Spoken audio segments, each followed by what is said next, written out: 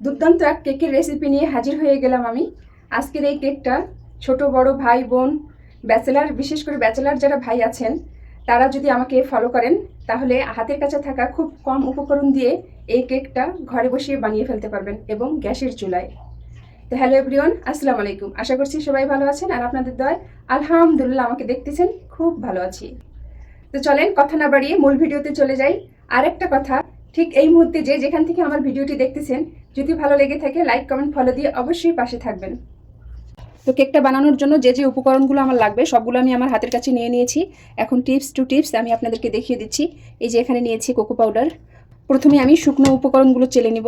এখানে দেখতে পাচ্ছেন 1 কাপের একটু কম আমি আটা নিয়েছি। এই আটাটাকে সর্বপ্রথম চেলে নিচ্ছি। তো আটাটা তো চেলে নিলাম, এখন আমি গুঁড়ো দুধ চেলে নিব। যেই পরিমাণ আমি আটা নিয়েছিলাম সেই পরিমাণে গুঁড়ো দুধ নিয়ে নিব। গুঁড়ো দুধ এটাও চেলে নিব। আর তার সাথে দিয়ে দেব এই যে বেকিং পাউডার, 1 চা চামচের আধা চামচ দিয়ে দিচ্ছি। এখন সবগুলো আবার ভালো করে চেলে নিব। এই যে আটা দুধ এগুলো আমি চেলে নিলাম, এগুলো এক সাইডে রেখে দেব। এখন আমি অল্প কিছু কোকো পাউডার চেলে নিব। তো এই যে কোকো পাউডারটাও চেলে নিয়েছি, এটা এক সাইডে রেখে দিলাম।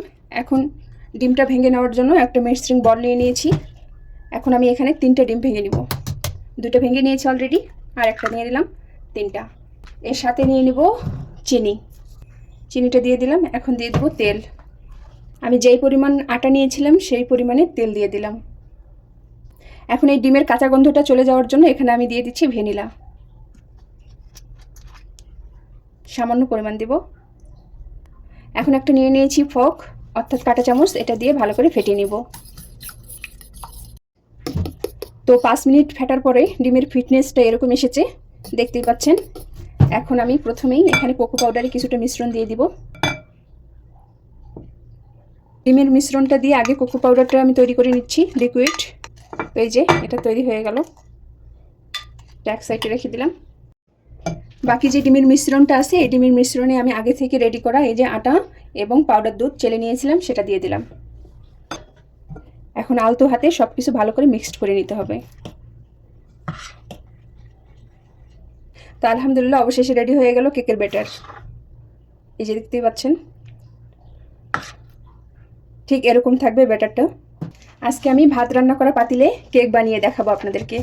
তো এই যে এই পাতিলের সাইজে আমি একটা পেপার কেটে নিয়েছি, পেপারটা দিয়ে দিলাম। এই পেপারের মধ্যে সামান্য তেল দিয়ে দিচ্ছি। হ্যান্ড ব্রাশ দিয়ে এখন আমি ভালো করে ব্রাশ করে নিব তেলটাকে চারিদিকে। অর্ধেক ব্যাটার দিয়ে নিয়েছি, এখন একটু ড্যাব ড্যাব করে নিব। এখন আমি দিয়ে দিব এই যে কোকো পাউডারটা আগে থেকে যে বানিয়ে রাখছিলাম সেটা।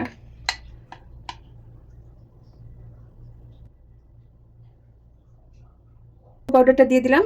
এখন আমি দিয়ে দিব বাকি যে ডিমের ব্যাটারটা, এটা।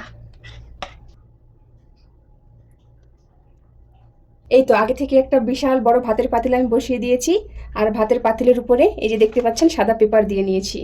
সাদা পেপারটা দিলে কেকের উপরে কালার আসবে এজন্য। তো কেকটা আমি চুলায় বসিয়ে দিলাম, আর চুলার হিটটা আমি লো ডিপ করে রেখেছি। এখন 20 মিনিট অপেক্ষার পালা। এখন আমরা 20 মিনিট অপেক্ষা করব। তো 15 মিনিট পরে চলে আসলাম কেকের কাছে, দেখব কি অবস্থা। আলহামদুলিল্লাহ এই যে দেখেন। এখন একটা টুথপিকের সাহায্যে চেক করে নিব।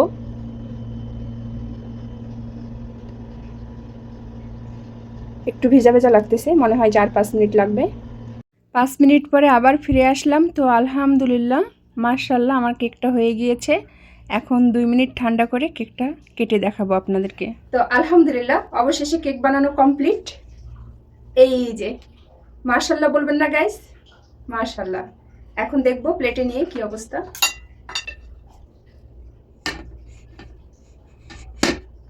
তো এই যে আমার স্পেশাল কেক, কোকো পাউডারটা দেওয়ার জন্য চারিদিকে ব্ল্যাক কালার হয়ে গিয়েছে, কেকের কালারটাই চেঞ্জ হয়ে গিয়েছে। আলহামদুলিল্লাহ অনেক সফট হয়েছে।